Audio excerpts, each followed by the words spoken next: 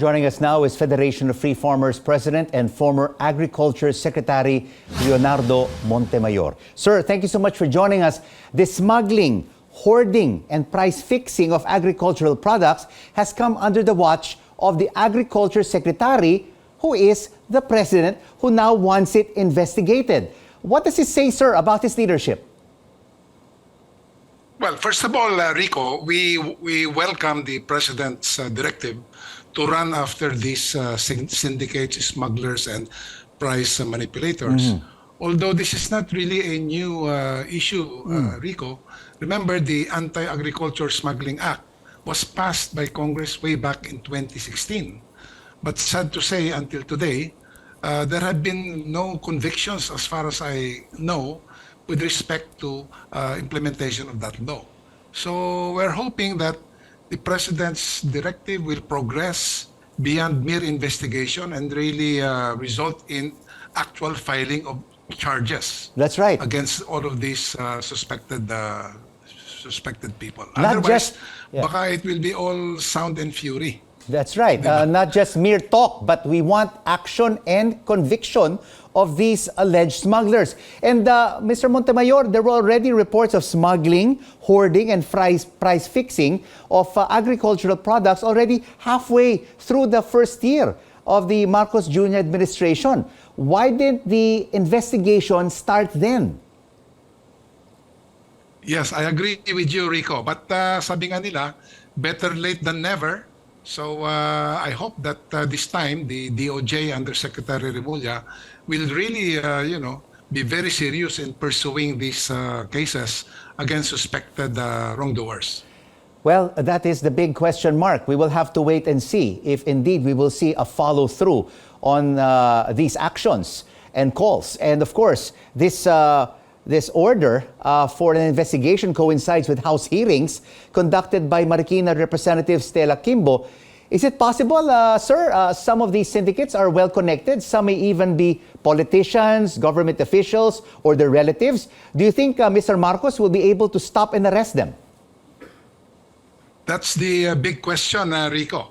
Because if we are really serious about this, running after smugglers, we have to, file cases against everyone that is involved here. Hindi pwedeng kwan lang, the smugglers themselves. And to add also, Rico, we have yet to see real structural approaches to addressing the smuggling problem. Of course, I suppose revising the anti-agricultural smuggling law to impose greater penalties will be helpful, but we want to see things like perhaps a return to the pre-shipment inspection of exports to the Philippines of agricultural products. That used to be done before I think the year 2000, but that was stopped and everything was returned to the Bureau of Customs. So if we can stop the smuggling problem from the port of exportation, that will go a long way in addressing the issue and generating more revenue also for the Bureau of Customs. If the President calls you tonight, Mr. Montemayor, and asks for your help for this anti-agricultural smuggling task, will you heed his call? Will you help the government? Yes, definitely, Rico. In fact, we've been doing this even in the previous administration, where we flagged the Bureau of Customs commissioners before about, for example, the severe undervaluation of rice imported into the Philippines, which resulted in billions of pesos of lost tariff revenue, which was supposed to accrue to our rice farmers under the law that, tarified the importation of rice. Yes. Until now, that problem has not been fully addressed. And the President has said there is no timeline for this investigation of this task force. Is this the right thing to do, given that the probe can not only take months, but years if there's no timeline? I agree with that, Rico. There has to be a deadline. Otherwise, there may be no sense of urgency on the part of the investigating agencies. I think our people are already tired of so many announcements about investigations.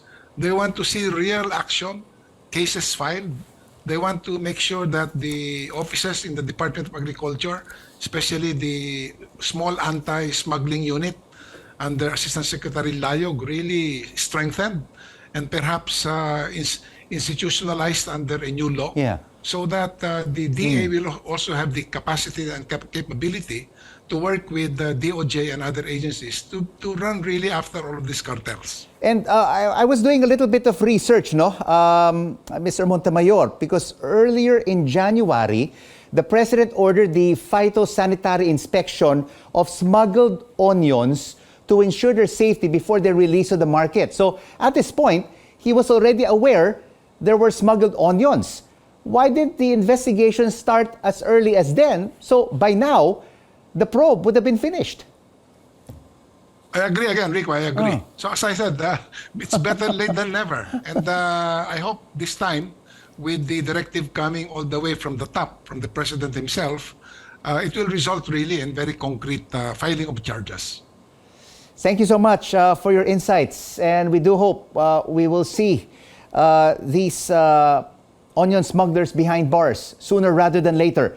Federation of Free Farmers President and former Agriculture Secretary Leonardo Montemayor.